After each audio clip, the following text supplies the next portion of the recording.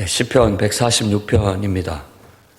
어제 말씀드린 것처럼 이제 다윗의 시가 한 묶음 있던 것이 끝나고 마지막으로 시편 마지막에 장식으로 들어갑니다. 그러면서 시작을 할렐루야로 그리고 끝을 할렐루야로 하는 5편의 시가 마지막에 나와 있습니다.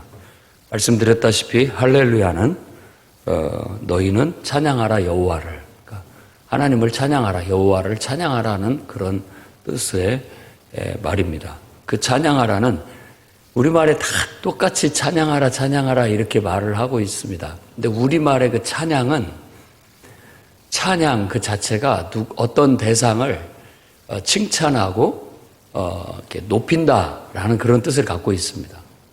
그러니까 좋은 얘기를 많이 해드리는 거죠. 그것이 찬양인 거예요.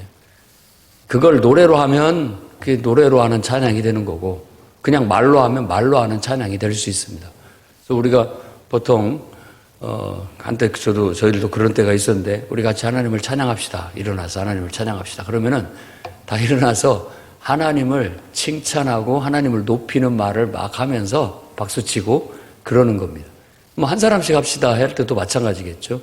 한 사람씩 일어나서 저에게 하나님은 선하신 분입니다. 그렇게 저를 늘 선하게 대해 주셨습니다 하면은 박수치고, 또 돌아가면서 이런 식으로 하나님을 찬양할 수 있죠. 근데 이 할랄이라고 하는 이 단어는 찬양도 어떤 의미에서는 좀 자랑한다라는 그런 의미를 갖습니다. 또 송축한다라는 바락이라는 그런 단어를 가지고는 약간 좀 무릎을 꿇고 하나님 앞에 이렇게 경의를 표하면서 찬양하는 걸 말하는 거고, 또 오늘 말씀에도 쓰여졌는데 2절 말씀에 노래로 내 생전에 여호와를 찬양하고 내 평생에 대해 하나님을 찬송하리로다 라고 했는데, 여기서 말하는 이 찬송은 노래로 찬양한다라는 뜻인데, 이 자마르라는 단어가 쓰였는데 이건 뭐냐면 이렇게 뽑아낸다 이런 뜻이에요. 뽑아낸다. 거미가 실을 이렇게 쪼르르 뽑아내듯이 우리의 삶을 통해서 하나님을 이렇게, 하나님에 대한 칭찬, 하나님에 대한 높이는 그런 모든 것들을 내 삶을 통해서 뽑아낸다. 그것은 그래서 꼭 노래로만, 말로만이 아니라 삶으로도 하나님을 칭찬 듣게 하고 하나님을 높이게 하는 그런 행동과 삶 자체를 다 지칭하는 거라고 볼 수 있습니다. 그래서 찬양은 하나님을 자랑스러워하고 자랑하고 그분을 칭찬 듣게 하고 그분을 높이게 하는 우리의 말, 노래, 행동, 연주, 이 모든 것들이 바로 우리 인간의 피조된 하나님의 형상으로 지음을 받은 인간의 본분입니다.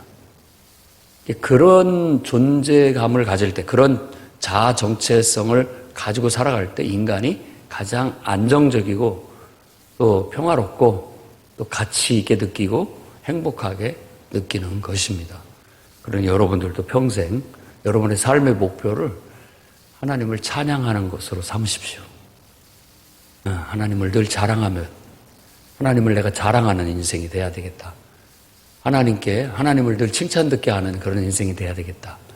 하나님의 뜻을 실 뽑듯이 쭉 항상 그걸 실천하면서 실현하면서 살아야 되겠다. 그게 곧 내가 존재하는 이유다. 내가 존재하는 목적이다. 이렇게 삼고 살아가게 된다면 여러분들의 인생은 건강하고 또 기쁘고 늘 행복하고 복되리라 믿습니다. 근데 이런 말들은 그냥 단순하니까 알아들을 수 있어요. 이걸 이제 삶으로 연결을 시키셔야 됩니다. 여러분들도. 그럼 내가 공부하는 학생이라면 공부를 통해서 내가 하나님을 자랑해야 되겠다. 공부를 통해서 하나님을 칭찬 듣게 해야 되겠다. 공부를 통해서 하나님의 뜻을 내가 실천하고 실현하는 그런 삶을 살아야 되겠다라고 연관시켜서 삶의 목적을, 꿈을 잡아가는 겁니다. 그다음에 여러분들이 어떤 직장을 선택한다든지 또 직장을 생활을 한다든지, 이 직장을 통해서 하나님을 자랑스럽게 해야 되겠다. 이 직장을 통해서 하나님을 칭찬 듣게 해야 되겠다. 내가 하는 이 일을 통해서 하나님의 뜻을 실현해야 되겠다. 이렇게 사는 것이 우리가 하나님을 찬양하는 삶에 실제 적용하는 겁니다.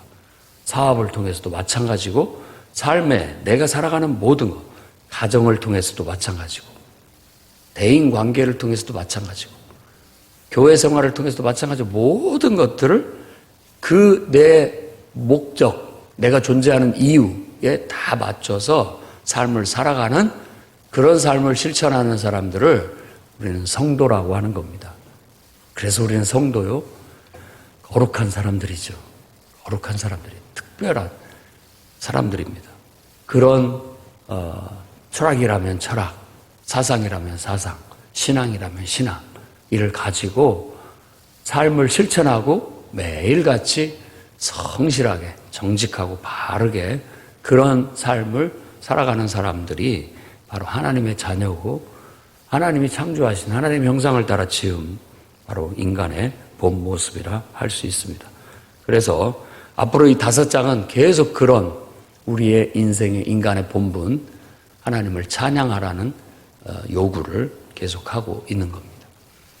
오늘 이 시편 46편을 이렇게 읽으면서 제가 탁 떠오르는 신약 성경은 바로 예수님께서 산상수훈의 시작에 팔복을 말할 때 첫 번째, 심령이 가난한 자는 복이 있나니 천국이 저희 것입니다 하는 말입니다. 주 골자는 3절과 4절, 5절에 나타나 있는데 너희는 귀인을 의지하지 말아라. 귀인이라는 단어를 썼고 귀족을 말하는 거죠. 힘 있는 사람들, 그리고 도울 힘이 없는 인생도 의지하지 마라. 이렇게 얘기를 합니다. 그럼 누구를 의지해야 되느냐? 바로 야곱의 하나님. 그를 도움으로 삼아라. 그리고 여호와. 그 야곱의 하나님, 여호와. 그를 우리의 소망으로 두어라. 소망으로 삼아라. 라고 그렇게 말합니다.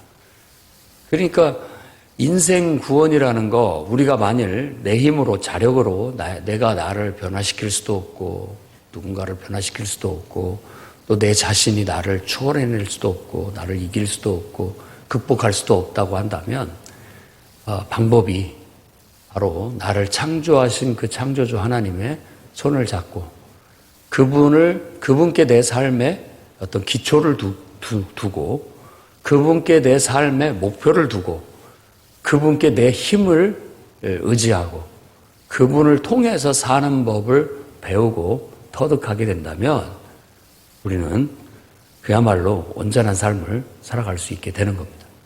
진짜 하나님을 찬양하는 인생이 될 수 있는 것이죠. 이 사람을 의지하지 마라, 귀인을 또 뭐 인생을 의지하지 말라고 그렇게 얘기하는데 한마디로 말해서 사람을 의지하지 말라는 거예요. 이건 평생 우리가 구체적으로 실천해야 할 덕목들입니다. 자, 여러분들이 살아가는 의지하고 있는 존재가 무엇입니까?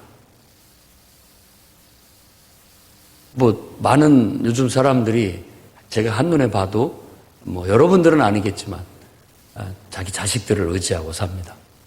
자식들을 낳아서 자기 분신이라고 생각하고 자식을 믿고 의지하고 삽니다. 그러다가 그렇게 이제 사는 것이 나쁘냐?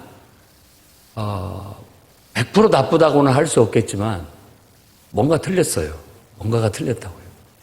그러니까 정말 우리 인간이 의지하고 자기 존재감을 찾고 또 삶을 풀어나가는 것을 아까도 얘기한 것처럼 하나님을 기초로 삼고 하나님을 목표로 삼고 하나님을 원동력으로 삼아서 살아야 되는데 만일 내가 내 자녀를 너무나 사랑하고 또 내가 낳았으니까 그걸 내 삶의 기초로 삼고 그걸 내 삶의 어떤 내 자식을 잘 키워서 성공시키는 걸 삶의 목표로 삼고 또 그를 내 삶의 원동력으로 너 때문에 아침에 일어난다.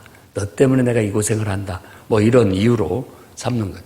가만히 들어보면 어느 정도 내가 그런 것 같기도 한 그런 점이 있습니다. 그런데 그렇게 되면 결국 우리는 허망하게 그 모든 것들로 인하여 실망하고 좌절하고 낙심하게 된다라는 거예요. 왜냐하면 3절에 그렇게 말하고 있습니다. 그들은 도울 힘이 없다. 4절에는 결국은 호흡이 끊어진다. 죽고 만다. 라는 것이고 흙으로 돌아간다. 라는 거예요. 그뿐만 아니라 그날의 그의 생각도 다 사라져버리고 만다. 소멸하고 만다. 생각이 사라진다라는 것은 뭐냐면은 이건 어떻게 보면 영이라고도 할 수 있고 사상이라고도 할 수 있어요. 그 살았을 때 막 큰 소리 뻥뻥 치고 막 나를 믿으라 했던 그런 모든 것들도 그의 죽음과 함께 다 없어져 버리고 마는 거예요. 그럴 때는 어떻게 하겠느냐라는 겁니다. 또 우리에게 뭐 지금 말하는 것들은 너무나 우리 인생에서 다 소중한 것들이죠. 돈도 그렇고 돈을 심리적인 안정감의 원천으로 삼고 토대로 삼고 또 내 삶의 활력으로 삼고 또 인생의 목표로 삼는 것도 똑같은 의미를 갖습니다. 그 외에 세상의 그 어떤 것들을 거기다 하나님 자리에다 갖다 놔도 다 마찬가지입니다. 그 모든 것들은 일시적이고 그것들은 결국은 우리를 실망시키고 분노하게 만들고 결국 썩은 동아줄처럼 허망하게 모든 것들이 끊어져 자기의 존재 의미를 상실해버리게 되는 그런 결과를 가져옵니다. 인간이 아무것도 아닌 것 같지만요, 그냥 평범하고 건강한 사람들이 왜 평범하고 건강하냐? 결국은 이 자기가 살아가는 어떤 존재감? 그걸 갖고 있기 때문에 그런 거예요. 뭘 통해서든지. 그러니까 하나님을 몰랐을 때는 그래도 인생에 돈을 벌어야겠다는 꿈이라도 붙잡고 살고 그래도 가정이라는 내가 정말 행복한 가정을 이루어야 되겠다. 옛날 우리 집 같지 않은 내가 꿈꿨던 행복한 어떤 그런 것들을 이루고자 하는 꿈과 소망을 갖고 붙잡고 그렇게 살아갑니다. 근데 다 인생을 살면서 나름대로 그런 것들을 이루었다고 하지만 정말 뭐가 남았느냐라고 했을 때는 솔로몬이 전도서에 한 말처럼 그거 할 말이 그것밖에 없습니다. 헛되니 모든 것이 헛되도다. 내가 저런 것들을 믿고 저렇게 살아왔던가 하는 그런 허망함이 들게 돼 있다라는 거예요. 그래서 우리는 늘 그런 우리들의 본성을 누구나 다 갖고 있기 때문에 하나님을 알고 발견하고 그분을 믿고 그분께 기도하고 예배하고 그분을 섬기는 사람들은 이제 자꾸만 매일같이 이것들을 고쳐나가야 돼요. 자꾸만 하나님 때문에 내가 삽니다. 하나님이 내 인생의 전부입니다. 하나님이 나의 삶의 힘이고 원동력입니다. 하나님이 내 인생의 목표고 내게 하나님께 가는 게 내 꿈입니다.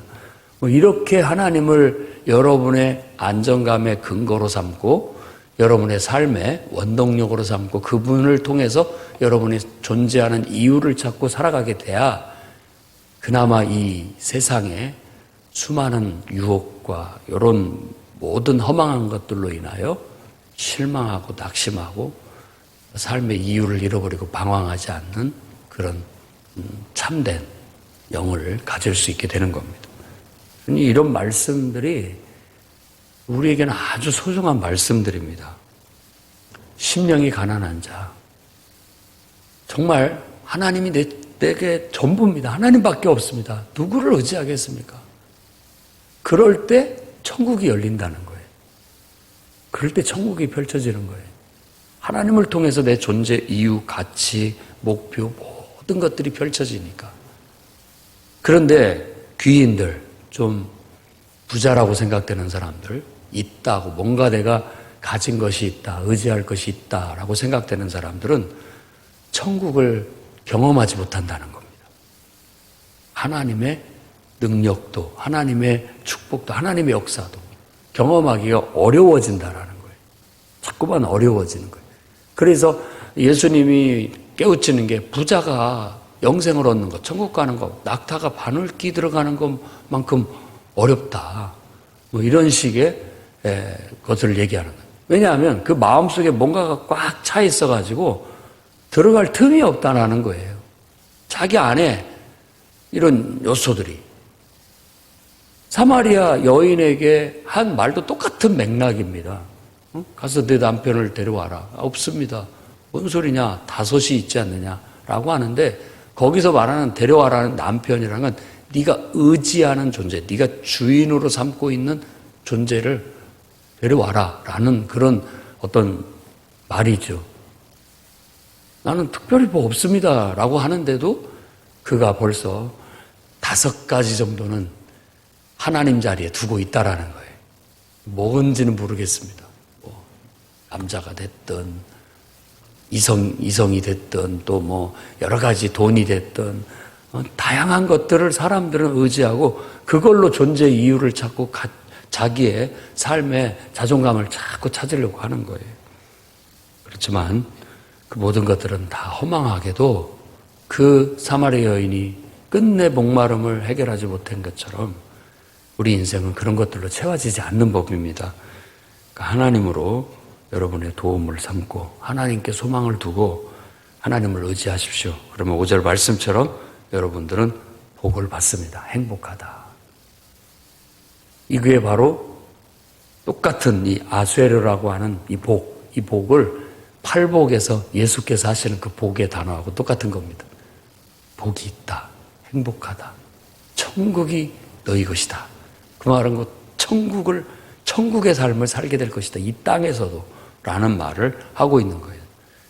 늘 하나님의 임재 속에 여러분을 창조하시고 여러분을 누구보다도 사랑하시는 그리고 변함없이 내게 선하시고 신실하신 그 하나님께 여러분들의 존재 가치를 삼고 두고 그분 안에서 여러분의 존재 이유를 찾아서 항상 충족감 있게 살아나가십시오. 그러면 행복합니다.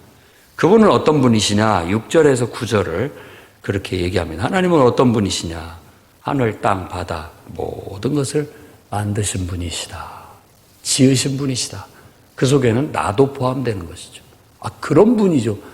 이런 분을 믿고 의지하고 살아야지 여러분들보다 못한 혹은 연약한 별것도 아닌 어떤 세상적인 가치에 의지하고 살다가는 실망하기 십상입니다. 그분은 영원히 진실하신 분이고 그러니까 하늘, 땅, 바다 모든 것들 안에는 하나님의 진실함이 서려 있다라는 거예요. 하나님의 진실함이. 그런 하나님만을 우리가 믿어야 되겠습니다. 의지해야 되겠다라는 거예요. 믿고 신뢰하고 의지한다. 그러면 절대 우리가 흔들릴 일도 실망할 일도 없다는 겁니다. 7절에는 정의를 행하시는 분, 누구한테? 억압당하는 자들에게. 또 음식을 주시는 분, 먹을 것을 공급해 주시는 분, 굶주린 자들에게. 또 하나님은 묶인 자들에겐 자유롭게 도와주시는 분이시다. 자유를 얻게 해주시는 분이시다. 사탄에게 묶이고 죄에 묶이고 자신의 욕망에 묶이고 자기 자아에 묶여서 벗어나지 못하는 영혼들도 하나님 풀어주십니다. 정말 우리가 뭘로 목말라하고 배고파하는지 우리는 알아야 됩니다. 우리는 하나님의 형상을 따라 지음받은 존재이기에 하나님으로 우리 마음속에 채우지 않고는 영원히 그 목마름과 굶주림을 해결할 수가 없습니다. 그뿐만 아니라 우리 안에 있는 욕망과 죄와 사탄의 우리를 억압하는, 우리를 이렇게 억누르는, 짓누르는 이것도 벗어날 수 없습니다. 다 이런 것들을 실제 우리의 삶의 현실적인 문제로도 해석이 가능하고 영적인 문제로도 해석이 가능합니다. 8절에 여호와라고 말하면서 눈이 먼 자들을 눈을 열리게 하신다. 또 여호와, 허리가 구부러진 자들. 그러니까 여기서는 비굴한 자들이라고 그렇게 얘기했는데 허리가 이렇게 완전히 숙인 그런 자들을 말하는 겁니다. 그런 자들을 하나님은 일으켜 세우시는 분이시다. 여호와는 의인들을 사랑하신다. 그리고 여호와는 나그네를 지키시고 고아와 과부를 구제하시는 붙드시는 분이시다. 라고 그렇게 말합니다. 하나님은 이런 분이라는 걸 찬양하고 있는 거죠. 이게 사실은 찬양입니다. 하나님을 계속 이런 분이다, 이런 분이다 칭찬하는 의미로서 그분에 대해서 묘사를 하고 있잖아요. 그래서 우리 하나님을 찬양합시다. 목장 모임 같은 소복 모임에서 우리 돌아가면서 우리 오늘 이번 하나님을 찬양해 봅시다 했을 때 여러분들은 이런 말들을 하늘, 땅, 바다 모든 것을 하나님은 창조하셨습니다. 나도 창조하셔서 이 세상에 삶을 주셨습니다. 하나님을 찬양합니다 하면 우우 하고 박수치고 또 쭉 돌아가면서 이런 식으로 하나님을 칭찬하는 것도 우리가 해볼 수 있습니다. 그러다 보면 하나님을 더 깊이 인식하게 되고 또 내가 삶에서 이게 무슨 학습된 게 아니라 경험에서 느낌에서 우러나오는 신앙의 경험 속에서 경험한 것들을 이렇게 말하게 되면 더 은혜가 돼서 공감이 되고 함께 아멘으로 화답하게 될 수 있게 되는 겁니다. 자, 이 모든 것들을 10절에 한마디로 여호와가 통치한다. 천국이 바로 이런 말입니다. 여호와가 통치하신다. 신약 성경에 특히 마태복음에서는 천국이라고 얘기하는데 하나님이 통치하시는 왕국을 말하는 겁니다. 그 단어 자체가 하늘 왕국 혹은 하나님 왕국 이런 뜻이에요. 그 말은 곧 이 왕국이라는 단어 자체가 통치령 이런 의미를 갖고 있기 때문에 통치하신다라는 말이에요. 여호와가 통치하신다. 영원히 그분은 너의 하나님 이렇게 마무리를 하고 시온 모든 세대라고 하면서 할렐루야를 하는 겁니다. 너희는 하나님을 찬양하라. 하나님을 자랑스러워하고 그분을 높이고 칭찬해라 라고 그렇게 말함으로 마무리를 짓고 있습니다. 여러분들도 말로 또 모임에서 찬양으로 또 여러분의 일상 삶을 통해서 하나님을 자랑하고 자랑스럽게 그리고 또 하나님을 칭찬 듣게 하나님께 하나님을 높일 수 있는 그런 말과 행실 그런 삶을 살아가시기를 주의 이름으로 축원합니다.